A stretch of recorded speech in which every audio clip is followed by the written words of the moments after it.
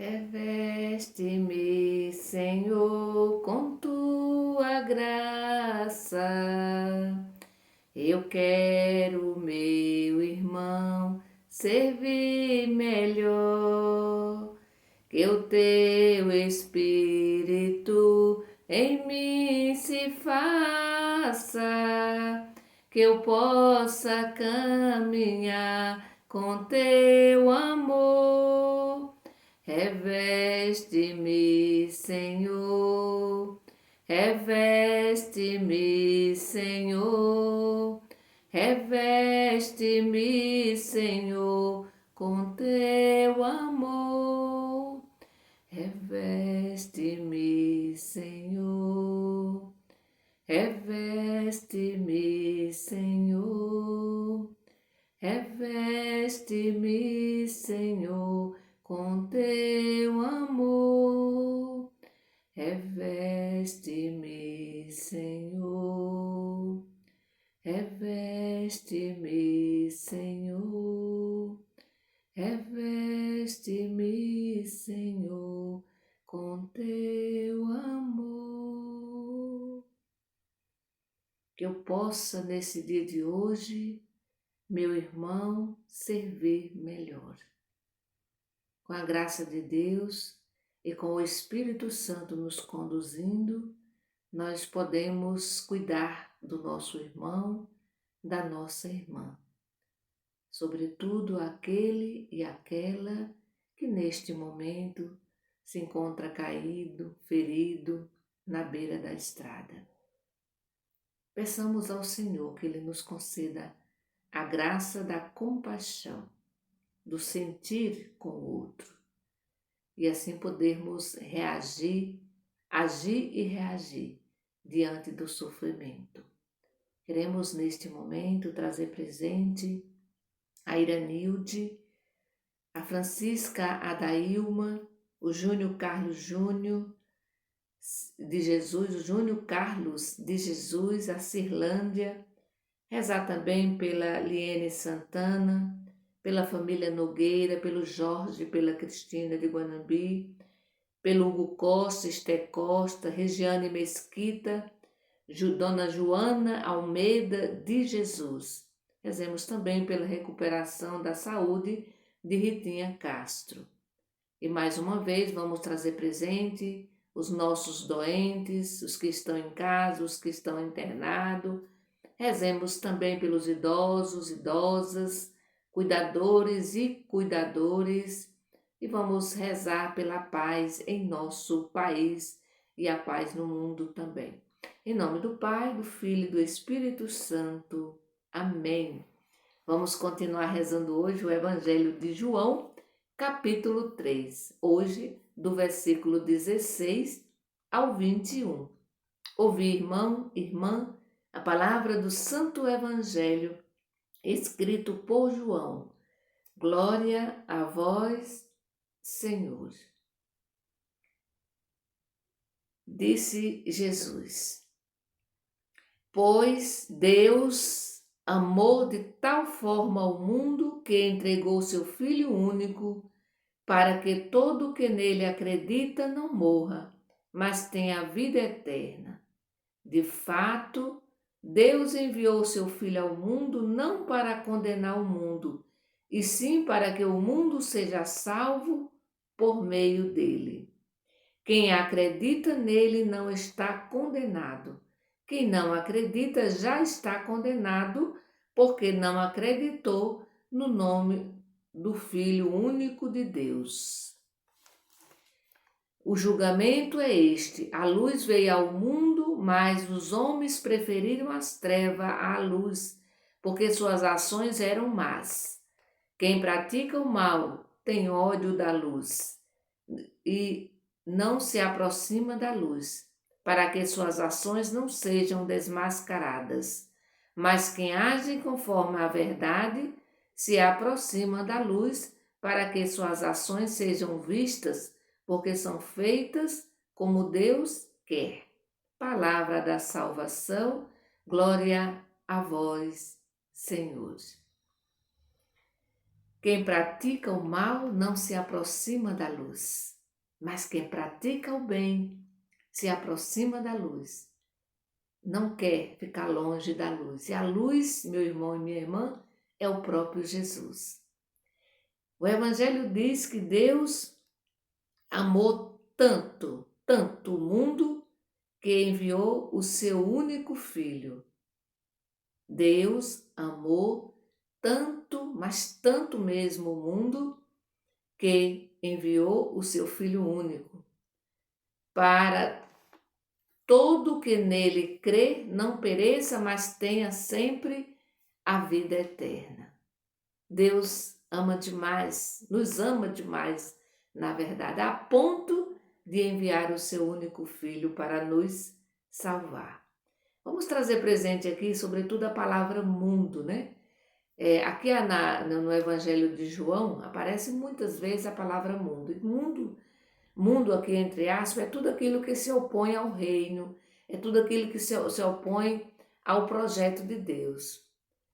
E por que é que Jesus, ele diz, né, tem um momento na Bíblia que ele diz, né, que ele e os discípulos não é deste mundo.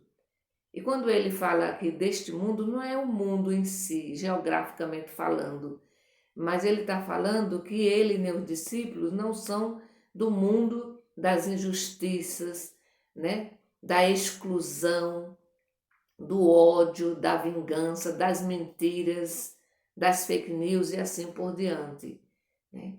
Então Jesus, por isso que ele diz, né, eu e meus discípulos, nós não somos deste mundo. Isso vai aparecer várias vezes, né? Por quê? Porque é do mundo quem odeia Jesus, é do mundo quem odeia os seguidores e as seguidoras de Jesus. Então, se a gente não odeia os seguidores de Jesus, se a gente não odeia Jesus, se a gente não vive achando bonito as injustiças, se a gente não colabora para que haja mais ódio neste mundo, nós somos da luz, nós somos de Jesus. E é fácil de saber, basta a gente fazer uma avaliação. E, sobretudo, nesses momentos de silêncio, só com Jesus, né, no coração, a gente olhar um pouquinho para a gente mesmo e ter a coragem de apontar quantas vezes eu achei bom, olhei para o outro com ódio, eu não perdoei, né? Quantas vezes eu também transmiti mensagem de ódio. Ah, mas eu não fiz isso. Olha bem, sobretudo quando você passa mensagem, quando você encaminha mensagem de ódio e de mentira, sem saber, ah, mas eu não sabia. Pois é bom, é bom a gente se informar antes de repassar alguma mensagem, é bom a gente olhar, né? Se informar direitinho, perguntar se aquilo que eu estou encaminhando se é verdadeiro, se é real, né? Eu tenho feito muito isso. Não, antes, às vezes, eu até repassava assim tão rápido, não por maldade, mas por achando que seria importante, e, no entanto, às vezes, já repassei mentira. Então, a gente precisa olhar bem, né? Ver mais, se informar mais, porque quando eu repasso, quando eu encaminho uma mensagem dessa, eu estou, né, me distanciando da luz, né? Eu estou me aproximando das trevas e me distanciando da luz. Portanto, meu irmão e minha irmã, o projeto de Jesus é viver e fazer crescer o reino de Deus entre nós, né? É esse o projeto de Jesus. E para superar, sobretudo, aquelas relações que não são boas, que são injustas, né? As relações desse mundo injusto, né? E como esse mundo é injusto? Se a gente der uma olhadinha, basta a gente ir aí nos hospitais, em alguns espaços da sociedade, que a gente vai perceber bem direitinho que esse mundo, ele é egoísta, ele é muito injusto. Enquanto um grupo pequeno de pessoas detém todo o poder, todo o dinheiro, tem uma multidão passando necessidade. E aqui também Jesus fala na questão da vida eterna. O Evangelho fala, né? Da vida eterna, para que todos nós tenhamos uma vida eterna. O que significa ter uma vida eterna? Quando se fala em vida eterna, logo a gente pensa na vida após a morte. Mas a vida eterna, ela pode acontecer aqui, já no presente, né? O amor de Deus manifestado em Jesus gera, né, neste mundo, vida eterna, gente. Ou seja, gera uma felicidade eterna, né? Por quê? Porque o amor de Deus manifestado em Jesus gera justamente essa vida eterna, ou seja, uma vida com Deus, uma vida alinhada, né, a Deus, uma vida conectada a Deus, né? Vida digna, uma é, vida em abundância, né? Jesus mesmo disse: eu vim para que todos tenham vida e vida em abundância. Então, quando a gente está conectado em Deus, a gente tem essa vida em abundância. A gente se aproxima muito, muito mesmo da luz, né? E essa vida eterna, ela se inicia no momento em que nós acreditamos em Jesus, né? O Evangelho diz, né? Quem nele crê, né, nunca pereça, mas tem a vida eterna. Então, quando a gente se aproxima dessa luz, né, a gente vive, né, essa conexão com o próprio Jesus, com o próprio Filho de Deus. E para isso a gente precisa acreditar, a gente precisa crer em Jesus, a gente precisa aderir, na verdade, a gente precisa aderir a Ele e viver como Ele viveu. Não basta só dizer que eu acredito, mas é preciso viver como Jesus viveu. E aí a gente pode se perguntar, mas como foi que Jesus viveu? Todo dia a gente fala. Basta a gente ler os evangelhos, né, para a gente perceber e ver claramente, sem muita dificuldade, entender como é que Jesus viveu aqui na terra, né? Como é que ele viveu.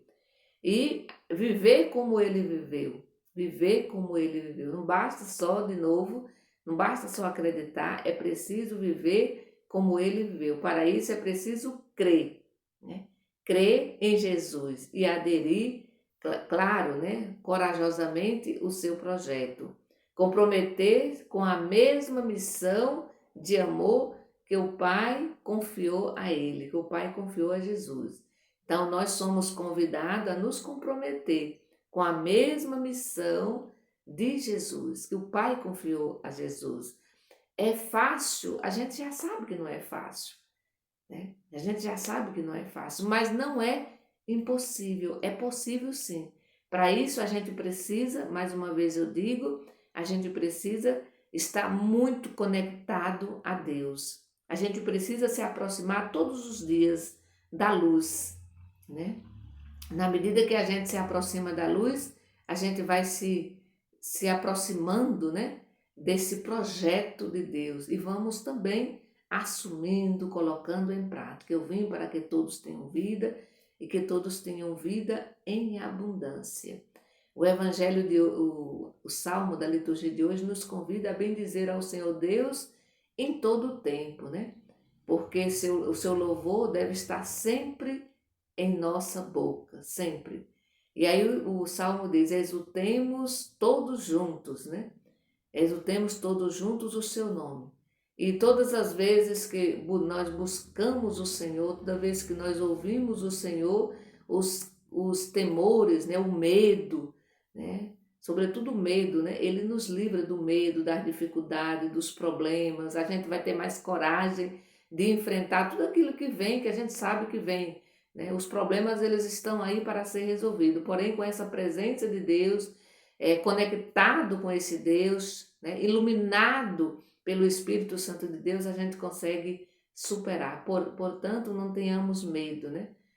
Não tenhamos nunca medo. Mesmo, como diz a Santa Paulina, mesmo que venham ventos contrários, a gente precisa acreditar, acreditar nessa vida eterna, ou seja, nessa vida, né, cheia de luz, mas nessa vida também que nos deixa feliz e que a gente pode viver com tranquilidade, que a gente pode buscar sempre esse Deus e ao mesmo tempo estarmos em contato, em comunhão com os nossos irmãos, com as nossas irmãs, sobretudo aqueles e aquelas que neste momento se encontram em meio às trevas. Que o Senhor nos abençoe. Em nome do Pai, do Filho e do Espírito Santo. Amém. Bendigamos ao Senhor e demos graças a Deus. Cristo ressuscitou. Aleluia.